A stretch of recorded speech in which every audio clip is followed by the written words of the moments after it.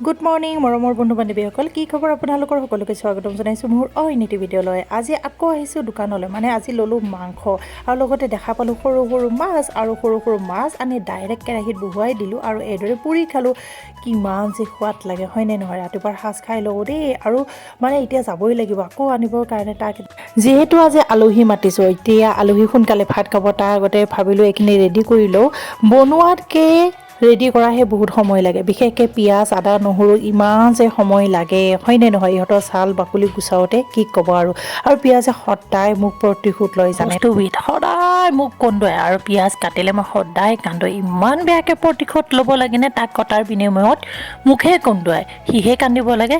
সদায় কান্দি কান্দি কাটো আৰু এইখিনি পূৰা ৰেডি হৈ গ'ল। আকৌ মানে যিটো ড্ৰেছ পিন্ধি আছিলোঁ সেই ড্ৰেছটো সলাবৰ কাৰণেও মানে টাইমেই নহ'ল। যেনেকৈ আছোঁ তেনেকৈ আকৌ বাবুক স্কুলৰ পৰা আনিবলৈ গ'লোঁ, যিহেতু আলহী আহিব আৰু কোন আলহী আহি আছে দেখুৱাই আছোঁ বাৰু।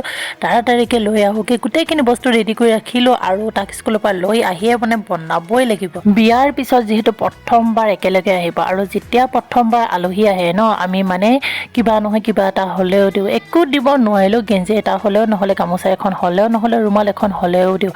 ভাবিলোঁ কিবা এখন কাপোৰকে কিনি লৈ যাওঁ বুলি, সেইকাৰণে এখন দোকানত গৈছোঁ, নাই পচন্দ হোৱা। এখন দোকানত গৈছোঁ, পচন্দ হোৱা নাই। মানে গৈছোঁ দেখিছোঁ পচন্দ হোৱাই নাই। তাৰ মাজতে মানে এটা কুৰ্তি কিনি লৈ আহিলোঁ, ভাবিলোঁ কুৰ্তিটোকে দি দিম বুলি। তাৰপিছত আকৌ এখন দোকানলৈ গ'লোঁ, তাতে আকৌ শাৰী কেইখনমান পচন্দ লাগিলে, মই ভাবিলোঁ শাৰীকে দি দিওঁ নেকি বুলি পেলাই, সেইকাৰণে শাৰীও আনিলোঁ কুৰ্তিও আনিলোঁ। ভাবিলোঁ যি পচন্দ কৰে তাকেই দি দিম। পিছত আকৌ জোৱাইৰ কাৰণে টি চাৰ্ট এটা ল'লোঁ বাৰু। আৰু ঘৰত আহিয়ে একদম যোৱা ৰাতিতে মানে ভণ্টিয়ে কাটি থৈ গৈছিল দেই, মানে হাঁহ মাংসখিনি। মই আকৌ হাঁহ চাহ কাটিবলৈ বহুত বেয়া পাওঁ, মানে একদম খাবলৈ হ'লে বহুত ভাল পাওঁ দেই। বগী মডেলৰ কেৰাহী এখন বহুৱাই দিলোঁ, ইয়াতে আকৌ সৰিয়হৰ তেল দিলোঁ, আৰু তেল বৰ বিশেষকৈ দিয়া নাই, যিহেতু হাঁহৰ মাংসত ইমান তেল দিব দৰকাৰেই নাই। হাঁহৰ মাংসত ইমান তেল ওলায় হয়নে নহয়? তাৰপিছত ইয়াতে গৰম মছলা লং ইলাচি কিবা কিবিখিনি দি দিলোঁ, লগতে কাটি থৈ দিয়া পিঁয়াজখিনি। এইখিনিলৈকে ঠিকে আছিল। যেতিয়া মাংসখিনি দিবলৈ ধৰিলোঁ, দেখিছেনে একদম বৰফৰ নিচিনা হৈ আছে। যোৱাকালি ফ্ৰিজটো ইমান আপ কৰি ৰাখিলে, মানে আমাৰ টুনটুনে সদায় বঢ়ুৱাই ৰাখে, মানে কি কয় সেই যে ঠাণ্ডা কৰা বস্তুটো সেইটো বঢ়ুৱাই ৰাখে। এইফালে একদম মাংসখিনি এঠা লগা নিচিনা হৈ থাকিলে, ভাবিলোঁ থাকক দিয়া যি হয় হওক আৰু। এইফালে একদম পিঁয়াজ নহয় দেই, নহৰু আদা পাঁচফোৰণ জিৰা গ্ৰাইণ্ডাৰত ভৰাই লৈছোঁ। তাৰপিছত সেইখিনি ধুনীয়াকৈ গুড়ি কৰি ল'ম। এয়া দেখিলোঁ মাংসখিনি এতিয়া ছেপাৰেট মানে পৃথক হ'বলৈ ধৰিলে, আৰু গৰমত থাকিব নোৱাৰি, একেলগে গৰমত থাকিলে গৰম লাগিব হয়নে নহয়? সেইখিনি এতিয়া পৃথক হৈ গ'ল। তাৰপিছত এইদৰে বনাই আছোঁ আৰু আজি মানে। আৰু অলপ আগতে যে গ্ৰাইণ্ড কৰি লৈ আহিছিলোঁ পেষ্টখিনি, সেইখিনি ইয়াতে দি দিলোঁ আৰু এইখিনি ধুনীয়াকৈ মিক্স কৰি ল'লোঁ। হাঁহ আৰু কোমোৰা খাই কিমান ভাল লাগে। আজি মই আকৌ হাঁহখিনি লগতহে বনাম বুলি ভাবিছোঁ, ওলকবি আৰু আলুৰ লগতহে। এইদৰে ভাজি আছোঁ। যেতিয়া কেৰাহীত লাগু লাগু অৱস্থা হৈ যায়, তেতিয়া মই অকণমান পানী দিওঁ, আৰু পানীখিনি শুকোৱাৰ লগে লগে আৰু অলপ পানী দিওঁ। একেলগে এসোপামান পানী দি মই কেতিয়াও নবনাওঁ বাৰু। পিছত লাষ্টৰ বাৰতে বেছিকৈ পানী দি উতলাই থাকোঁ। এয়া চাওকচোন, হাঁহ মাংসখিনি মানে ভজা হৈ আছে ইফালে, আৰু ইফালে আকৌ বনাই আছোঁ দেই আমাৰ মানে ব্ৰইলাৰ চিকেন অকণমান, যিহেতু আমাৰ শাহুমাই হাঁহ মাংস নাখায়।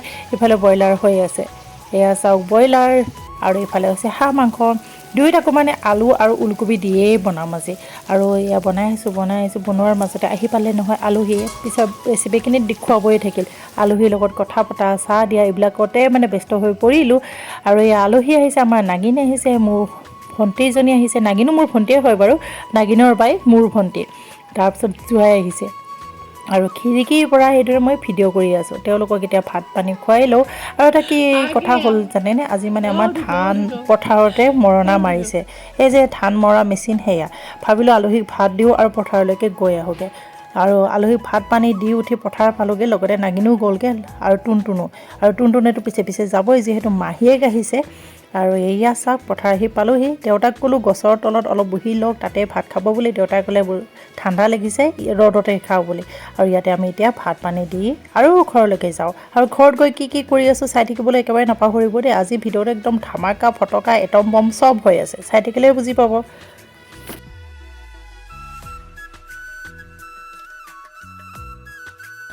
এতিয়া ইয়াৰ পথাৰত আহিলোঁ ভাত দিবৰ কাৰণে।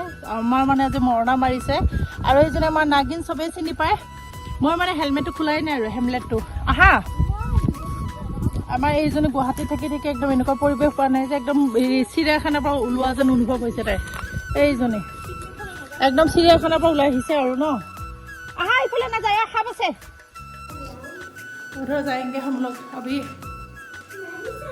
আজি আমাৰ ৰূপ দেখা পাব দেই এগৰাকী মই আৰু দেখাই আছো এতিয়া এজনী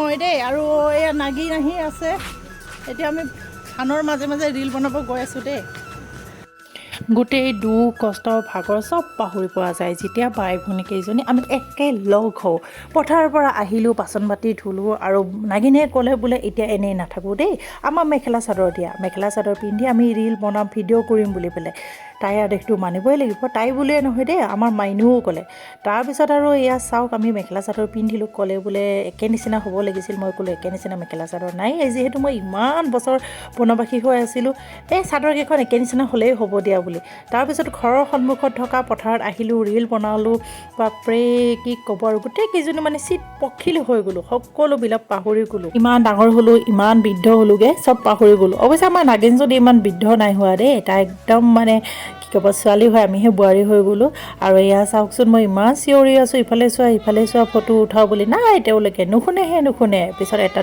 জোৰকৈ ধমক দিয়াত মানে কি বুলি ক'লে আৰু মই ক'লো ইফালে চোৱা হাই বুলি কোৱা আৰু এয়া কি ক'বা আৰু মানে বাই ভনীৰ মৰম উৎপাতবিলাকে সুকীয়া হয়নে নহয় আৰু কোনে বাই ভনী লগ পালে এইদৰে মানে এনজয় কৰে ক'ব দেই মোৰ বহুত বছৰৰ মূৰত লগ পাইছোঁ এই মানে একেলগে আৰু দুজনী বাকী আছে আমি মানে পঞ্চ পাণ্ডৱী হয় আৰু গোটেইকেইটা ৰীল চিল বনালোঁ নাচিলোঁ আৰু আবেলি সময়খিনি কিদৰে পাৰ হৈ গ'ল ক'বই নোৱাৰোঁ 3 বজাৰ পৰা মানে আমি এইদৰে পথাৰতে আছোঁ পথাৰখন ইমান দূৰত এইখনে আমাৰ ঘৰ এইখনে পথাৰ মানে ইমান দূৰত আছে সেইকাৰণে সুবিধাখন বেছি হ'ল এতিয়া ৰুমলৈকে যাওঁ